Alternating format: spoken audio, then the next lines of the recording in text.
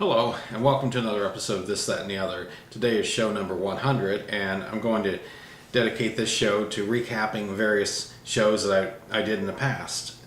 Hard to believe I've already gotten to 100 of them, and I have some ideas written down for future shows, and I'm going to keep doing them until I run out of ideas, and I keep thinking I'm going to run out of ideas, but more ideas come up, and it all started on August 26, 2012. I did the 28-second promo, and it was titled Doug Show Promo. And then the next, after doing that promo, I came up with the idea of this, that, and the other. I thought that because I really didn't know what kind of format the show was going to have or anything. My original plan was to have a co-host, and we would discuss various things. I had one lady in mind, and she was going to do it, but she decided not to, and I couldn't find anybody else to take her place, and so I decided to try going solo with it, and that seemed to be working out fine. I started talking about the Kakaza Heights. That was like the third show, and talking about the neighborhoods that we lived in Okinawa. And the show that has drawn the most viewers so far is one I did on October 9th of 2012 about the AFL 1960 helmets, what the helmets looked like in 1960 when the AFL started, and I have many helmets of the 8 teams.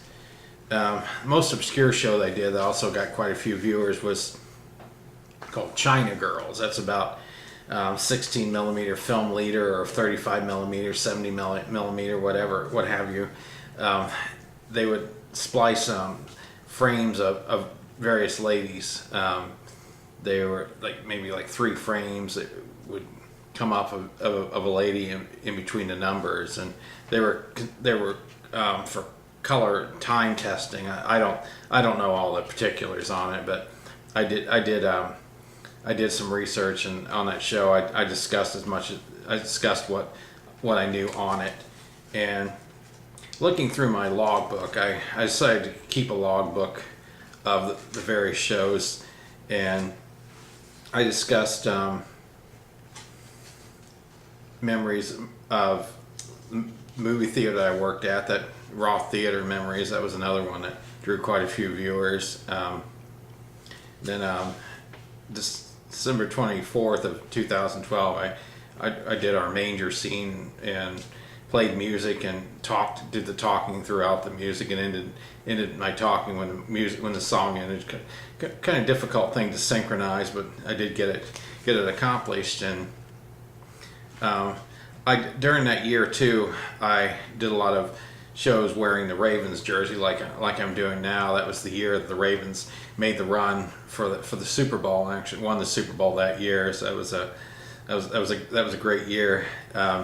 On the Super Bowl Sunday, February 3rd, 2013, I had my best friend's daughter, Sandy, do the show with me. She was also a Ravens fan. We discussed the game and everything. Very exciting to see the Ravens win. Another obscure show that I did was on the 5th of March 2013, about the Sinclair dinosaur, the Sinclair gas stations, and I had one of those Sinclair dinosaur banks from when I was a kid, and I discussed that.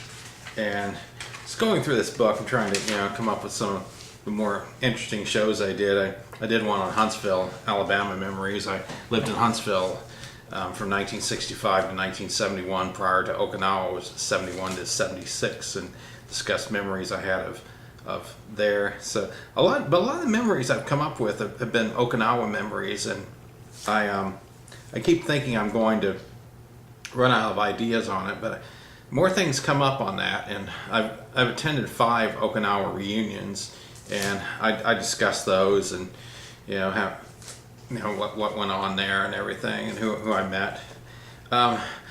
So most of the things have basically been about preserving history. I did one of my Facebook friends was unfriended on Facebook and was kind of heartbroken over it, and I did one about being unfriended on Facebook, and just basically trying to say anybody that is it's one of those things. Just move on. If they don't want to be be your Facebook friend. Well, there's plenty of others, so don't worry about it.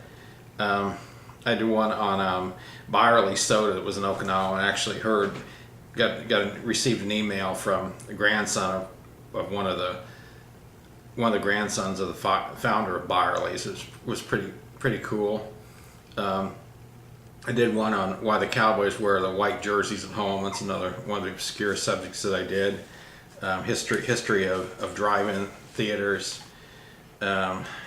Did one on Vince Lombardi, football coach, and did one on Utotem stores, the convenience stores that were around in Huntsville and other parts of the country, and trying to see what else I've got. Oh, I did an interview on November 16th of 2013. I still not posted that one yet because this one needs to be edited, and I need to learn how to edit in order to get this thing posted. I mean, it'll be interesting to see, because I took a road trip out to Berkeley Springs, West Virginia, a couple hours away from here, and it's an old movie theater that's still in operation. It's only in business on Fridays, Saturdays, and Sundays, but it still has like the old decor from 1940s. Pretty cool to see. Another one that drew some attention was pencil fights. Okinawa kids used to hit each other's pencils back and forth until a pencil broke. The person broke the pencil won the pencil fight. I did another one of the manger scene ones on Christmas Eve of last year. Discussed a teacher that I had in Okinawa that was popular with a lot of kids at Pacific Middle. Van Ferruccio. He taught, one of his popular classes was marine biology, and I went outside and filmed some snowstorms that went on like in February and March, and I discussed a football league that existed back in the 60s for about 3 years called the Continental Football League, and just trying to see what else I've got here. I did a tribute to the high school principal that I had in high school, George Felton. That's had quite a few views. One on Judy's Hamburgers. That was a hamburger chain that existed in the South that rivaled Wendy's. Wendy's, Dave Thomas and his legal team finally ran him out of business for copying Wendy's. From what I understood, I read, a disgruntled VP of Wendy's founded the hamburger chain, made it very similar to Wendy's. It had a picture of a girl on there and had blonde hair, and the outside of the Wendy's is yellow, and theirs was blue, kind of different. And the last one, show 99 I did about a week ago, was tribute to Hardin and Weaver. They were a couple of disc jockeys that did a radio show in the mornings in Washington D.C.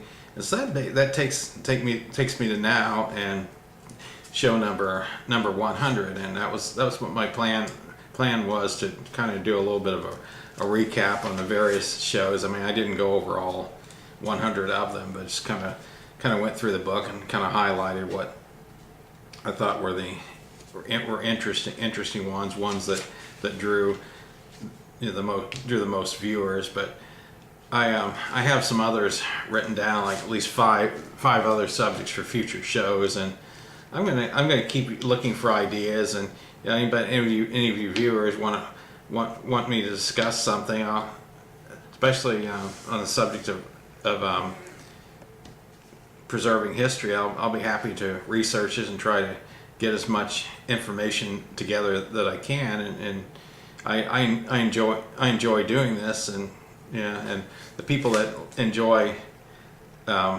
watching my show, hearing what I have to talk about, I appreciate